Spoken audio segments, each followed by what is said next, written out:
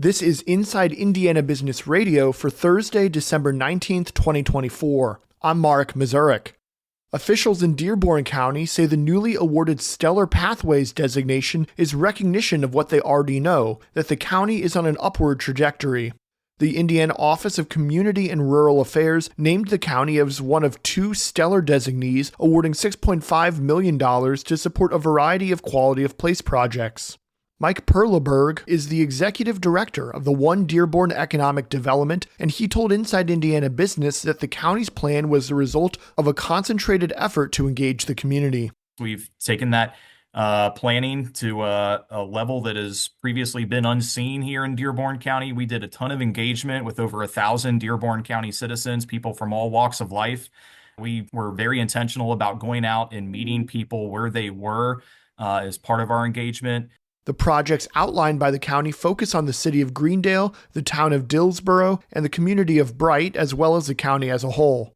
For a detailed description of Dearborn County's projects, head to InsideIndianaBusiness.com.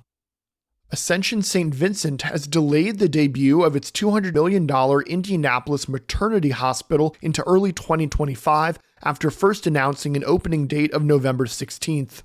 The 8-story Women and Infants Hospital has been 3 years in planning and construction on the south side of Ascension St. Vincent's flagship campus on 86th Street. The new hospital is set to replace the current Women's Hospital, which is 3 blocks away on Township Line Road off of the hospital campus. Ascension St. Vincent officials hosted a media sneak preview of the facility in mid-October and set November 16th as an opening date.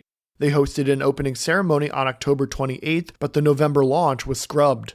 In a statement to IBJ, Ascension spokesperson Dan McFeely said the hospital should open in, quote, January or February of 2025. McFeely's statement did not directly address a question from IBJ about what caused the delay.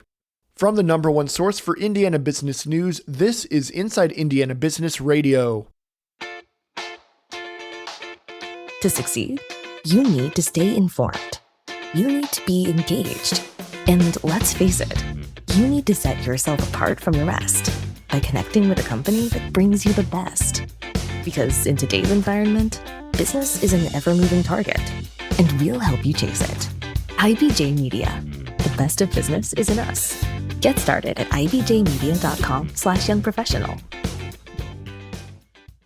Simtra Biopharma Solutions has been awarded a $500,000 state grant to support the expansion of its manufacturing campus in Bloomington. The Ready 2.0 grant will help pay for public sewer upgrades to a new 150,000 square foot facility for high-speed filling of syringes and vials.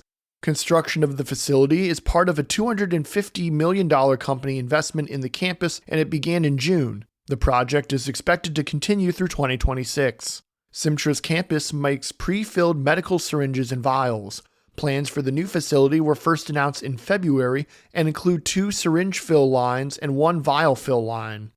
Simtra now employs more than 1,200 people at its Bloomington campus. The expanded campus is set to add more than 130 high-skilled jobs that pay an average annual salary of $72,000 a year. A little over 2 years ago, Richmond-based Reed Health announced plans for a $100 million campus in Connorsville, a major investment after Reed purchased the plot from the Fayetteville Regional Health System. Last week, Reed executives celebrated construction progress on that new facility, with crews placing the topmost beam in the building's elevator shaft. Reed says the medical facility will be nearly 107,000 square feet and will house an emergency department, radiology services, a pharmacy, laboratory services, and a variety of primary care space.